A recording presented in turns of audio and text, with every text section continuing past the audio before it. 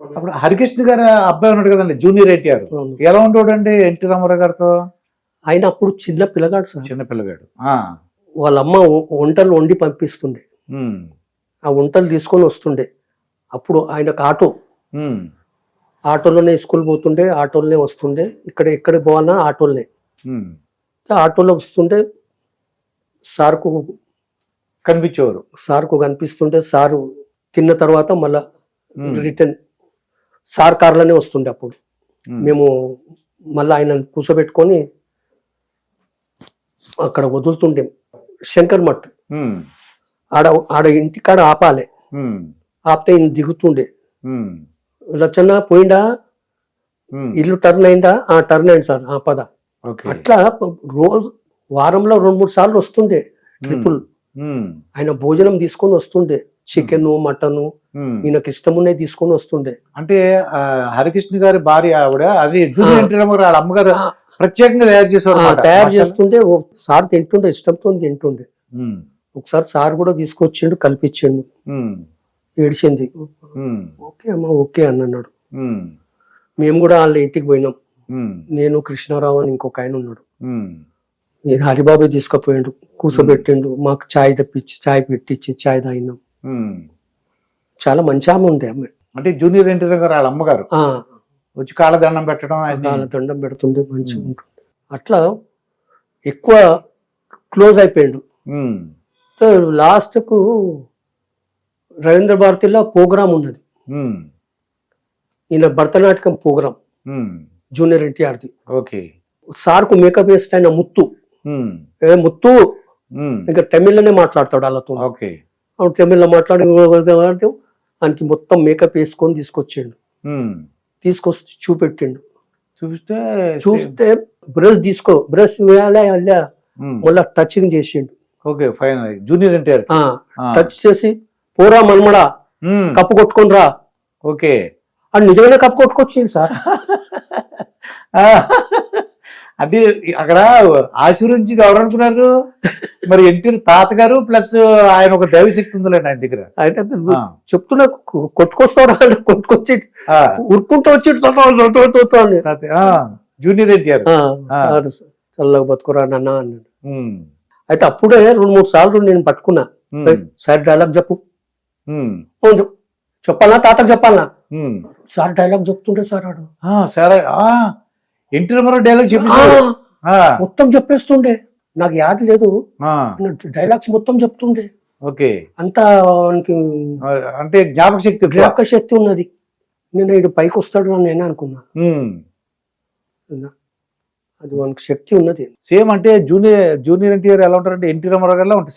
Same NT Ramarao ముఖమే sir. వాళ్ళు height తగ్గుంది అంతే, హైట్ తగ్గనే అంతే. కొద్ది హైట్ పెంచుతుంటుంటే జూనియర్ ఎన్టీఆర్ కాదు ఎన్టీ రామారావు అవుతుండే. అవును. అయితే ఎన్టీ రామారావు జూనియర్ ఎన్టీఆర్ చూసి సంతోషించేవాడు అన్నమాట. ఆయన లైక్ చేస్తుండే, చాలా ఇష్టపడుతుండే. నా పేరు లిప్తావు రా పోరా అంటుండే. మరి మేడం గారు బసవతారకం గారికి అప్పుడు ఏంటంటే క్యాన్సర్ వచ్చింది. అసలు ఏంటంటే బాధలు అదన్నీ నెమ్మదిగా తెలిసినాయి ఆయనకి? అసలు అన్నీ తెలిసి క్యాన్సర్ అయిపోయింది, చనిపోయింది ఆమె. అక్కడనే చనిపోయింది, మెడ్రాస్ లోనే చనిపోయింది. అందుకోసం ఆ పేరు మీదనే పెట్టిండు కదా సార్, బసవతారకం క్యాన్సర్ హాస్పిటల్. దానికి డొనేషన్ ఇచ్చిండు సార్. చాలా భార్య అంటే చాలా ఇష్టం అనుకున్నాడు.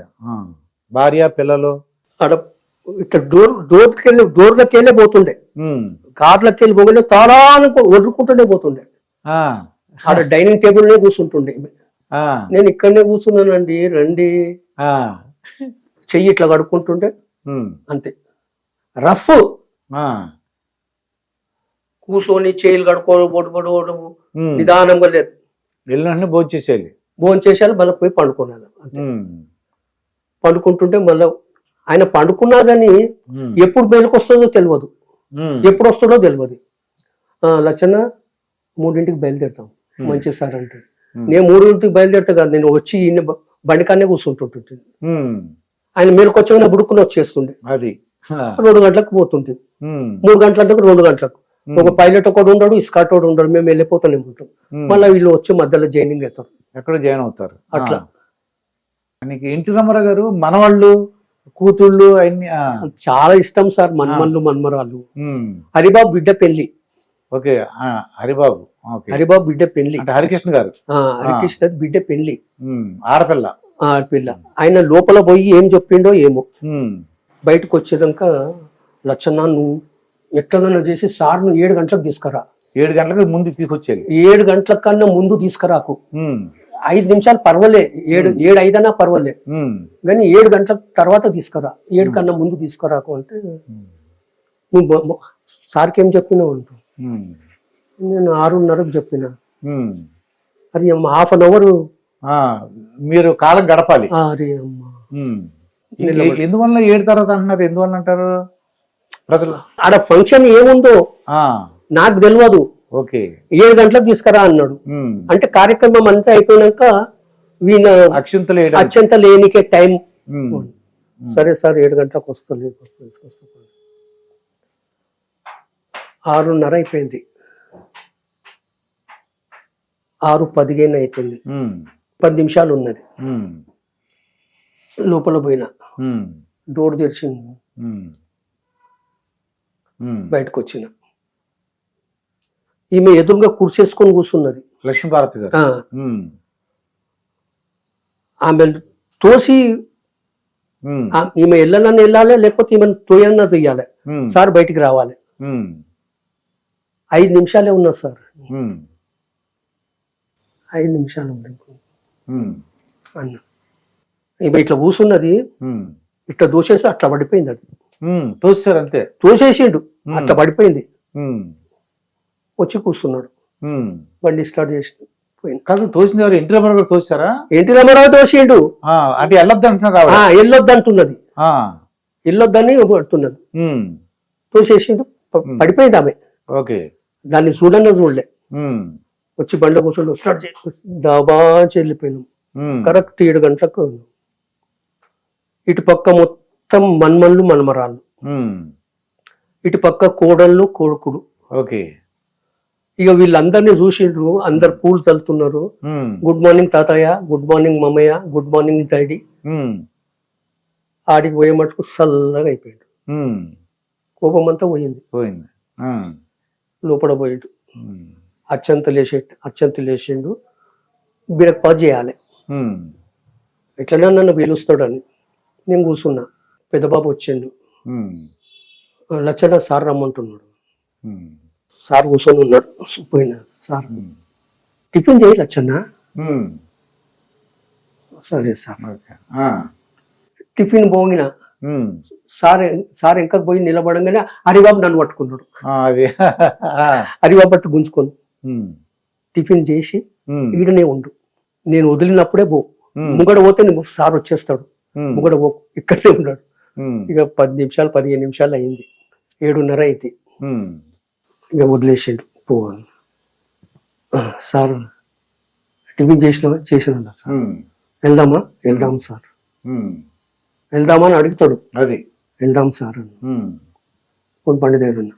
మళ్ళా మన్మన్లు మన్మరాళ్ళు ఉమ్, లయంగా నిలబడ్డారు. ఉమ్, బాయ్ తాతయ్య, బాయ్ తాత, బాయ్ మామ, బాయ్ తాత, బాయ్. అంత చల్లగా అయిపోయింది. ఉమ్, బండ్లో కూర్చున్నాం. లచ్చన్న రేపు ఎప్పుడు పెళ్ళి? ఉమ్, 8 గంటలకు సార్, ఉమ్, అందరు వస్తారు, ఉమ్, ఒక 1/2 అవర్ ముందు మీరు బయలుదేరితే అందరిని రిసీవ్ చేసుకోవచ్చు, మీ మర్యాద ఉంటుంది. ఉమ్, కానీ నాకు తెలియదు సార్, ఉమ్, మీ ఇంట్లో పెళ్ళి, మీకు ఎవరు పత్రిక ఇస్తాడు? ఉమ్. మీకు ఎవరు ఇవ్వాలి పత్రిక? పత్రిక మన ఇంట్లో పెళ్ళి మనకెందుకు? మీ ఇంటి పెద్దలే మీరు. ఉమ్, మా ఇంట్లో మాకైతే ఇయ్యరు, ఉమ్, మీ ఇంట్లో ఇస్తారేమో మాకు తెలియదు సార్ అన్న. ఉమ్. లక్ష్మీభారతి గారు ఎందుకు కోపం అంటే పత్రిక ఇవ్వలేదని. ఓకే. పత్రిక ఇయ్యారు కదా, ఉమ్, మన ఇంట్లో పెళ్ళి మన ఇంట్లో పెళ్ళి కదా, ఉమ్, మా ఇంట్లో ఇయ్యరు సార్, మీ ఇంట్లో ఇస్తారేమో తెలుసు సార్. ఉమ్, అయినా కానీ ఎందుకు సార్ మీరు? ఓకే లచ్చన్న, ఉమ్, 1 అవర్ ముందు బయలుదేరుతాం. ఓకే. హరిబాబుకి చెప్పేసినారు, అయ్యా 7 గంటలకు వస్తాడు చూడు. ఉమ్.